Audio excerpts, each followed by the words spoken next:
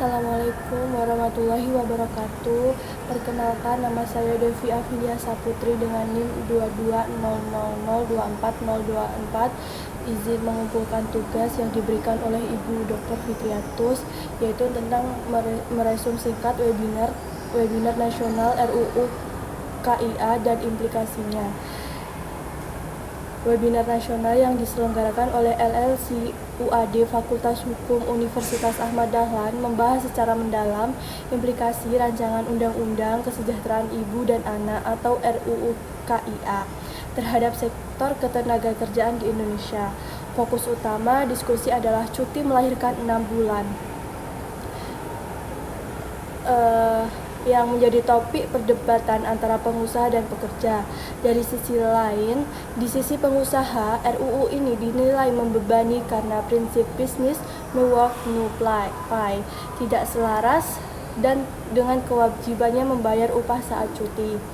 Pengusaha khawatir akan terjadi inefisiensi atau pengurangan karyawan hingga potensi korupsi dan gangguan operasional.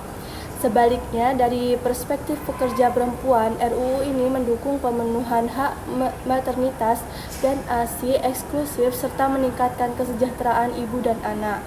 Namun, sejumlah pembicara seperti Dr. Fitriatus Solihah dan Kasmareski Sianturi menyoroti adanya tumpang tindih regulasi, potensi diskriminasi tidak langsung terhadap perempuan, serta beban fiskal pemerintah. Mereka menyarankan agar harmonisasi aturan dilakukan agar tujuan RUU tercapai tanpa menimbulkan dampak negatif bagi dunia pekerja. Webinar ini menegaskan bahwa RUU KIA adalah langkah penting namun perlu dirancang secara matang dan selaras dengan hukum yang sudah ada. Yang selanjutnya, ringkasan singkat tentang hak maternitas dalam Undang-Undang Nomor 13 Tahun 2003 tentang Ketenagakerjaan. Undang-Undang Nomor 13 Tahun 2003 memberikan perlindungan hak maternitas bagi pekerja perempuan, diantaranya yang pertama, cuti melahirkan pada pasal 82, yakni 1,5 bulan sebelum dan 1,5 bulan sesudah melahirkan. Yang selanjutnya, istirahatnya selama 1,5 bulan jika mengalami keguguran. Yang kedua, hak gaji penuh pada pasal 84, yakni selama masa cuti melahirkan, pekerja tetap menerima upah penuh. Yang ketiga, waktu menyusui pada pasal 83, yakni pekerja diberikan kesempatan sewajarnya untuk menyusui selama jam kerja. Yang keempat, larangan PHK pada pasal 153 ayat 1 huruf E, yakni pengusaha dilarang mem-PHK pekerja karena hamil, melahirkan, keguguran, atau menyusui.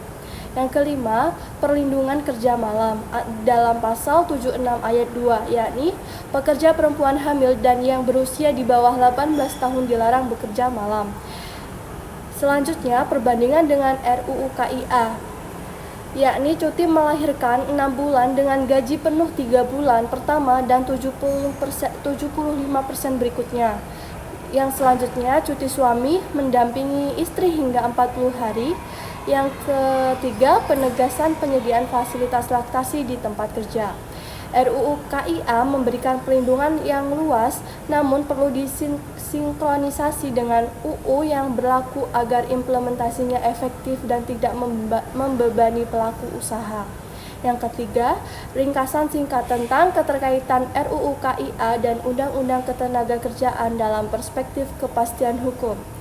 RUU KIA berpotensi menimbulkan ketidakpastian hukum karena mengatur hak maternitas secara berbeda dari Undang-Undang Ketenagakerjaan Nomor 13 Tahun 2003. Saat ini, Undang-Undang Ketenagakerjaan menetapkan cuti melahirkan selama 3 bulan dengan upah penuh. Sedangkan RUU KIA mengusulkan cuti 6 bulan dengan skema pembayaran 100% untuk 3 bulan pertama dan 75% untuk 3 bulan berikutnya, serta hak cuti bagi suami. Nah, perbedaan ini menimbulkan tumpang tindih dan konflik norma karena kedua undang-undang berada pada tingkatan hukum yang setara tanpa mekanisme harmonisasi. Perbedaan ini dapat membingungkan penerapan di lapangan dan melemahkan kepastian hukum bagi pekerja dan pengusaha. Sekian pemaparan singkat ringkasan dari saya. Apabila ada kurang lebihnya saya mohon maaf. Wassalamualaikum warahmatullahi wabarakatuh.